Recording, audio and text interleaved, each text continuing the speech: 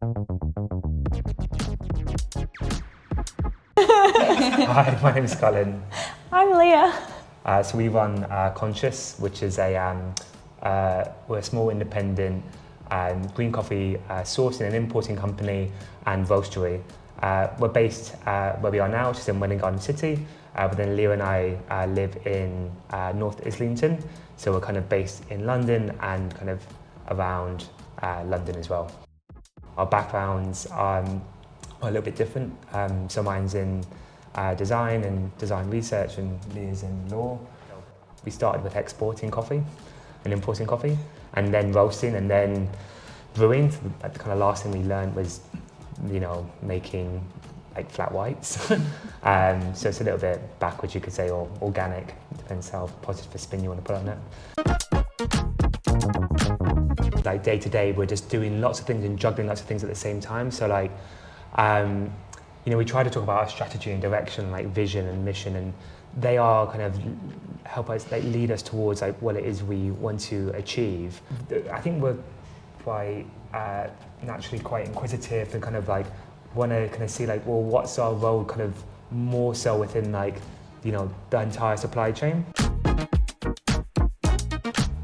We called our company Conscious because we wanted to try and vocalize or verbalize like what it is that we're trying to do, which is kind of create a connection across the entire supply chain and make the people we work with feel more connected to their role with coffee, from growing and processing, roasting, brewing, consuming. So there's little illustrations we use which basically try to kind of show the different ways in which you might experience consciousness through like speech or thinking, or your different senses like touch, or there's noses that go around in a circle. For example, the name Conscious, like that could be so, you can imagine where I started talking about this idea of like, feeling more connected to ourselves and other people, and there was like, okay. Let's kind of turn it into something that's like, can be understood like by many people, as opposed to like, something that might sound a bit, abstract. A bit too abstract, you could say, yeah. You sound like you're a lot more direct.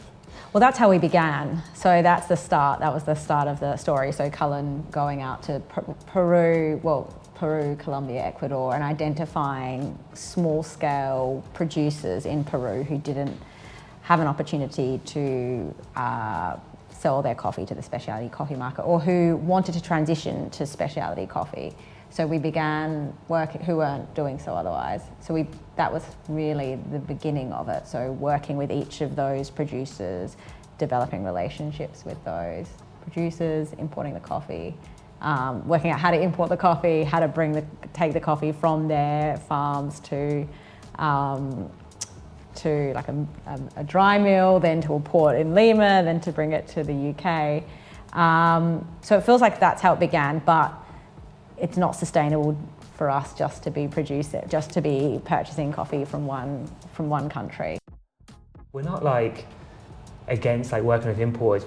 That's why our name comes in as well. It's just like, well, this is the reality of where we're at right now, and here's the most we can do with what we have.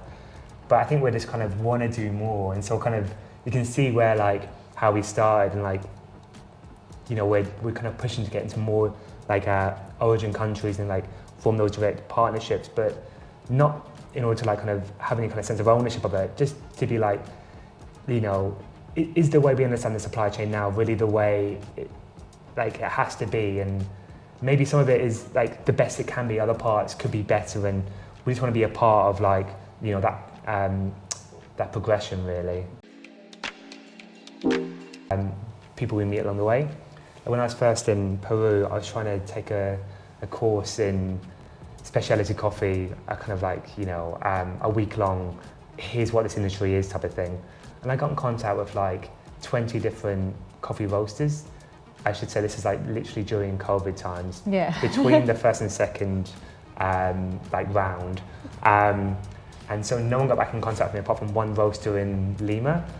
So I flew from Cusco to Lima to do this course with him. He spoke English as well as Spanish, luckily, because I had done a previous day course in Medellin, and I had to have like a translator with me to like pick up the pieces between like, because it gets quite technical, right?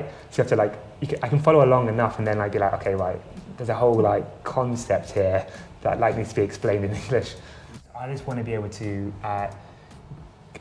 understand more people from different cultures and kind of just have a nice time. Like, going to different places and like kind of being part of like, you know, that energy of like making something happen.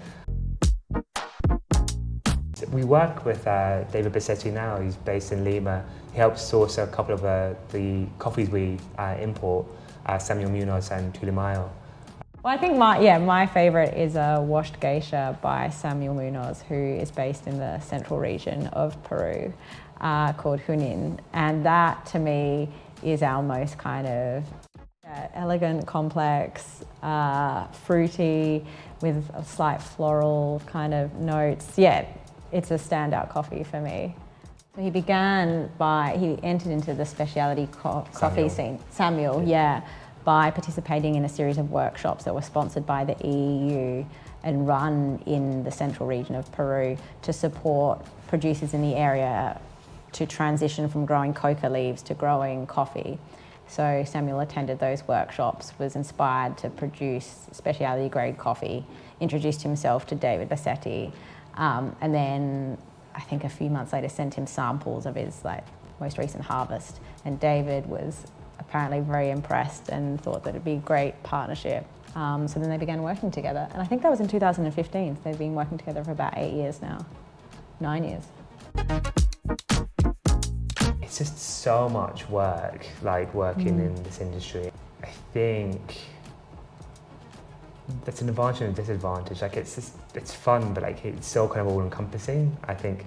But that's kind of maybe my personality as well, to kind of like go in really deep into something, and kind of the way we approach it. I started learning about coffee about 4 years ago, and every day is like a complete, there's so much to learn. It's a lot. I would say that it's not a disadvantage, but it's a challenge, is the fact that you know, we're working with producers to produce amazing coffee. They are putting in so much work to produce this incredible coffee.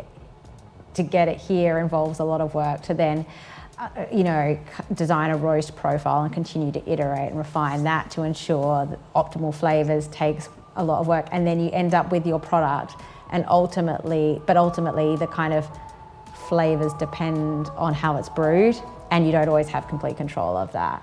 So I think that, and whether it's when you sell your coffee to consumers, wholesale clients, other, you know, a third party, you can provide as much guidance, training, advice as you can, but ultimately the kind of final like flavor notes will depend to a degree on how it's brewed. So yeah, I find that that's a challenge.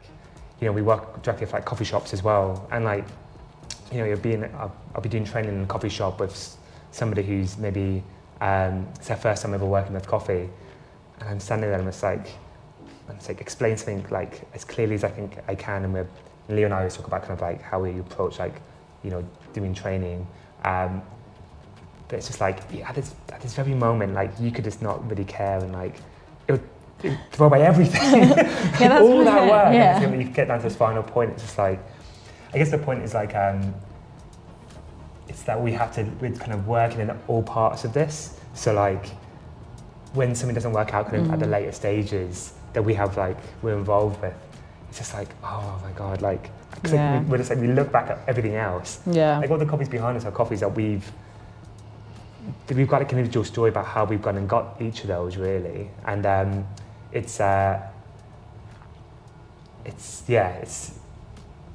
bit of a challenge, like, because it's relentless.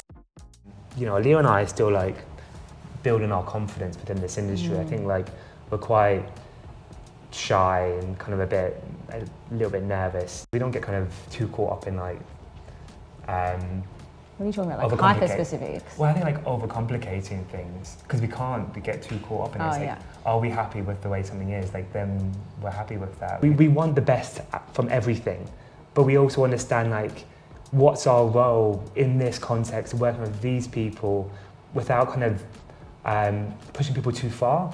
because we want to make sure it works, not be like, it has to be done this way, or like, but if people want to learn more, then, you know, we're then incentivized to learn more, to make sure we can teach more and be like part of that progression. But that's a big challenge.